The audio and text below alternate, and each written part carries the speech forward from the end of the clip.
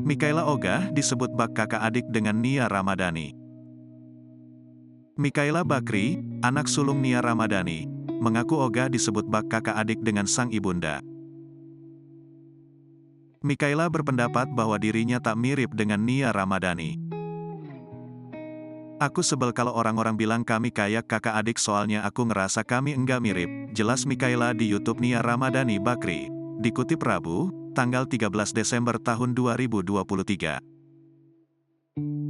Beberapa orang bilang, wah bukan kayak mama dan anak ya, kayak kakak beradik.